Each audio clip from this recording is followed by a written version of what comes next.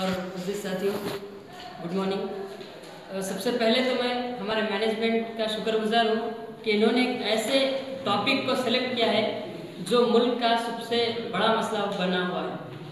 ये जो current affairs से आगाही स्टूडेंट्स को दिलाने के लिए ये जो टॉपिक हमारे टीचर्स ने सेलेक्ट किया है, इसके लिए मैं तमाम का शुक्रिया अदा करता हूँ। असल जो मेरा उन्वान है, कैशलेस ट्रांजैक्शन, बेनिफिट्स और ड्रॉबैक्स। बगैर नोट के लेन देन, इसके फ़ायदे क्या हैं और नुकसान क्या हैं। इससे पहले मैं तमीज़ी तौर पर आप लोगों के सामने ये बात रखना चाहता हूँ कि एक डेवलप्ड कंट्री किसको कहते हैं।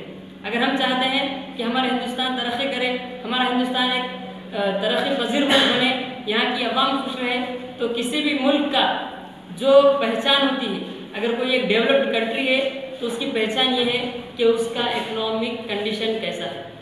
आप देखिए, दुनिया में बड़े बड़े ममालिक हैं, बड़े बड़े कंट्रीज हैं, उनकी तरक्की का राज और उनके बड़ा होने का जो राज है वो उनका इकोनॉमिक सिस्टम है।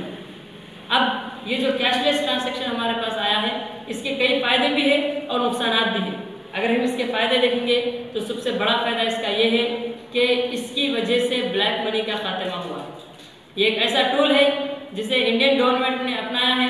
वो ये है कि कई जो है टैक्सेस पे नहीं हो रहे थे, कई बड़े बड़े कॉरपोरेटर्स, बड़े बड़े पॉलिटिशियंस, बड़े बड़े बिजनेसमैन इंडिया की मनी को अपने बैंक, अपने अकाउंट में, अपने जेब में जो है रख रहे थे ब्लैक मनी की सूरत में। जब कैशलेस आएगा तो ब्लैक मनी का कॉन्सेप्ट भी जो है ख़त्म हो जाएगा।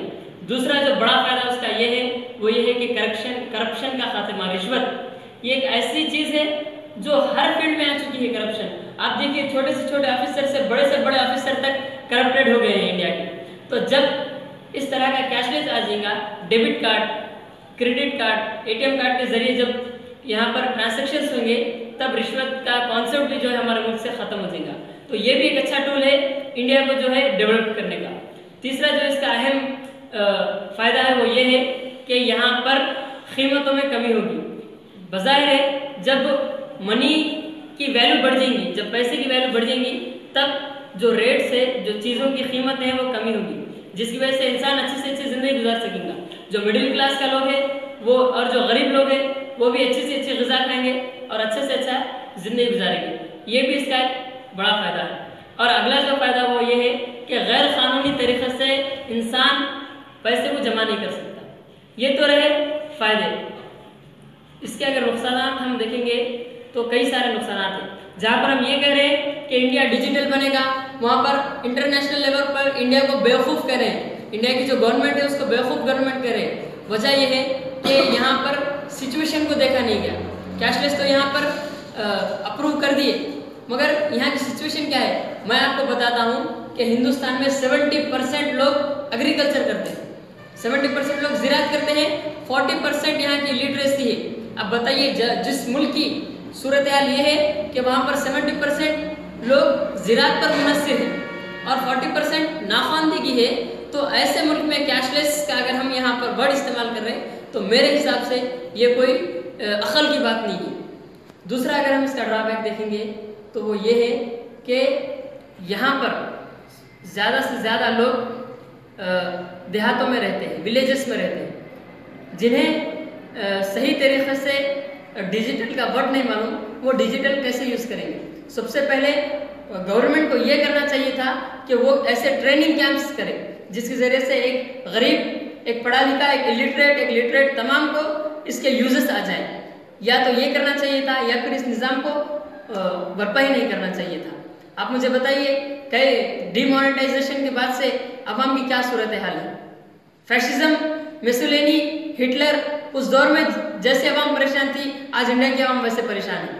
वजह क्या है, वहाँ पर जो है अवाम को मारा जा रहा था, वहाँ पर फैशिज्म बर्पा हो रहा था। एक मानवीय अवाम के लिए आप देखिए, कई मरीज मर रहे हैं, कई शादियाँ रुक रहे हैं, कई जो है भूखे मर रहे हैं। डिमोनेटाइजेशन ब्लैक मनी के नाम पे निकाला गया, मगर मुझे आप बताइए कि इससे इसका शिकार कौन बने।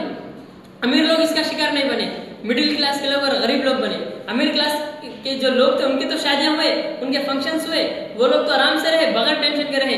इससे जो मरा वो बीच का इंसान, यानी कि मिडिल क्लास का इंसान और गरीब इंसान मरा।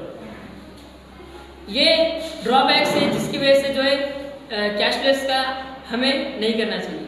जहाँ पर एक तरफ डिजिटल हो रहा है, दूसरी तरफ इंटरनेशनल लेवल पे ये बोला जा रहा है कि इस डिमोनेटाइजेशन की वजह से कैशलेस का जो कॉन्सेप्ट यहाँ पर आ रहा है, इसकी वजह से इंडियन जो इकोनॉमी है वो 3 साल पीछे चली गई है। 1960 में क्यूबा की जो पर कैपिटल इनकम थी वो ओनली 80 रुपीज थी, और 1960 में इंडिया की जो पर कैपिटल इनकम थी वो 120 रुपीज है, और आज क्यूबा की जो पर कैपिटल इनकम है वो 24,000 है और इंडिया की 8,000 है, ओनली 8,000। अब मुझे बताइए कि इंडिया किधर जा रहा है? क्या ऐसे पॉलिसीज अपनाने से मुल्क डेवलप होता है? नहीं, बल्कि सबसे पहले पॉलिसीज पर अच्छी तरह से ट्रेन करना चाहिए, प्रेजेंट सिचुएशंस को देखना चाहिए, अवाम को देखना चाहिए, तब फैसला करना चाहिए। शुक्रिया।